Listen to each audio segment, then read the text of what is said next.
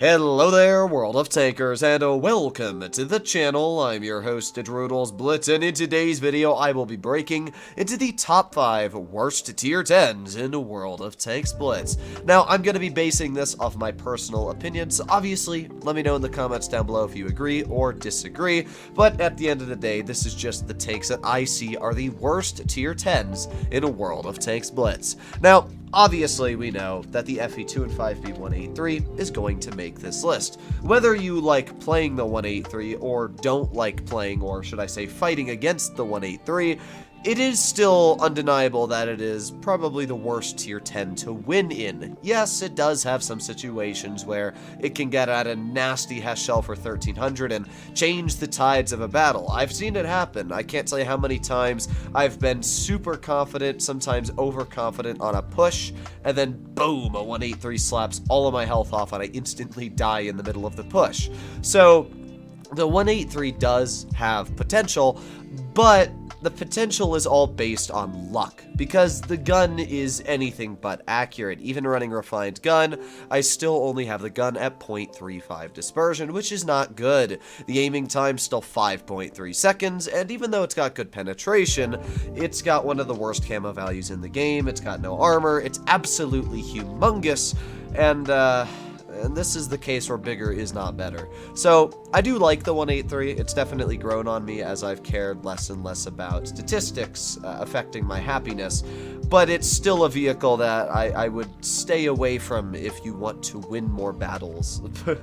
Let's see what else we have in tier 10. Obviously the 183 is always going to make the list. Another vehicle that is always going to make the list as of right now, maybe Wargaming will buff it, I'm praying that they do, is the AMX 30B. Now the 30B at this point is a worse Leopard and a worse STB1. The 30B is quite a mobile tier 10 French medium. It has a top speed of 62. It used to go 66, but Wargaming nerfed its top speed for no reason. It's got one of the better power to weights in tier 10, 23.8, and an effective power to weight better than the light tanks, which means it can actually out-accelerate light tanks due to its terrain resistances. It's got great traverse speed at 72 degrees a second, good alpha at 350, it's got decent penetration. It's just the damage per minute. 2,899 damage per minute makes this the worst base DPM single shot medium in the game. Obviously, there are autoloaders like the TVP that have worse DPM, but believe it or not, even a tank like the Progetto 65 as a single shot has almost the same damage per minute as this tank. We can see that this vehicle's reload is 7.24 seconds. And if we were to go over to a vehicle like the Progetto, which is on the European nation, you will see that its reload is 7.7 seconds. Yeah. Isn't that sad? It's really sad. I don't know why the 30B has such bad DPM, because it doesn't really have much else going for it apart from, I guess, a little bit of turn armor, especially when the STB1 basically has everything going for it. It's just very unfortunate that that Wargaming leaves the tank in the game the way that it is.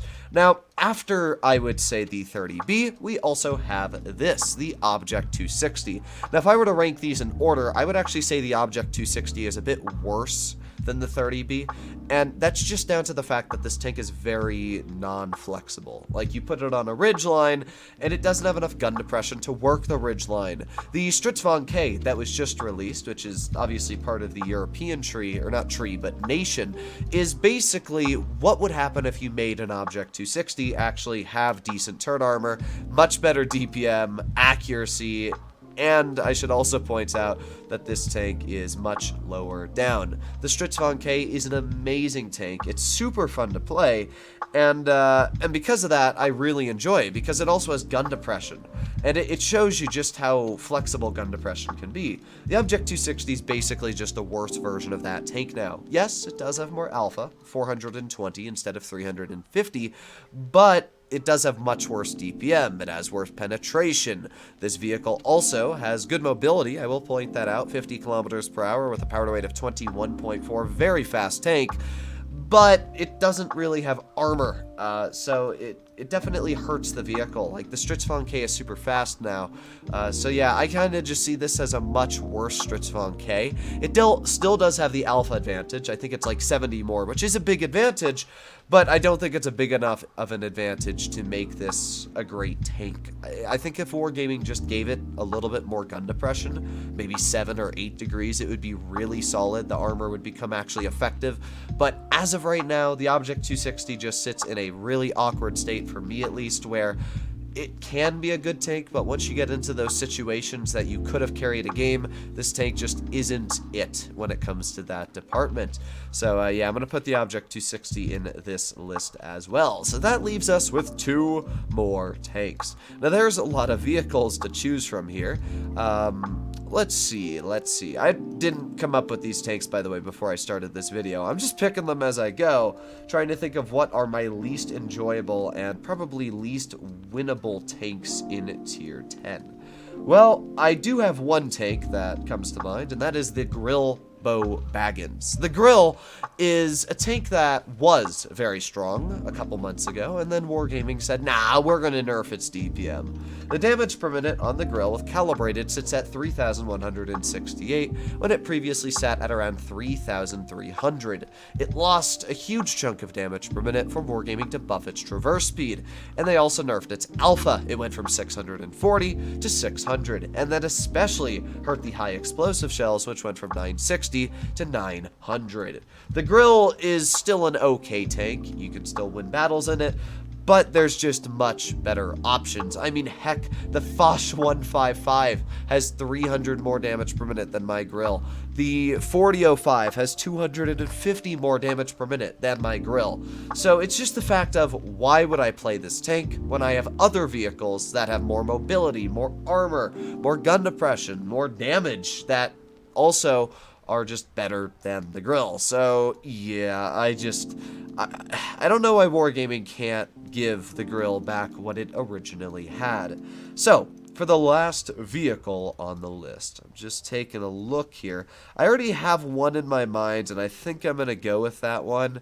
But I'm just double checking. Yeah, okay. So for the last vehicle on the list, it is this, the Mouse. Now the Mouse is not a bad tank per se. It's actually decent at winning.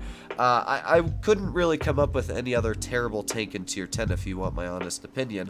I think all of them are pretty good. I would say the Mouse is the least enjoyable for me out of the bunch next, and it's down to the simple fact that Wargaming nerfed the gun. The Mouse has really good armor, but not good enough armor. It's got a lot of hit points, which obviously is very nice, but the problem is the gun. It's .362 dispersion with an aiming time of 4.2 seconds. If we make our way down to Tier 9, we can see the Motion, and this vehicle carries a gun with 4.1 seconds of aiming time, .344 dispersion. Yes, you heard that right. The Tier 9 gun is more accurate than the Tier 10. And I should point out that the Tier 9 Motion also has the exact same penetration. So I don't really see the reason why the Mouse's gun is worse than the Tier 9. Wargaming probably couldn't explain it to me either, but it is a bit unfortunate. So there you go, ladies and gentlemen. These are my picks for the top 5 worst Tier 10s in Blitz. Now, I should point out, I do not think that when I say worst Tier 10s, these are all bad vehicles. I think they are the worst of the Tier 10s we have available in the game currently. I think that all of these can still win a lot. I think the 183 could potentially carry a lot of games. I just think that these are the least compatible when it comes to the current meta. Hopefully you enjoyed today's video, and I'll see you in the next one. Bye-bye.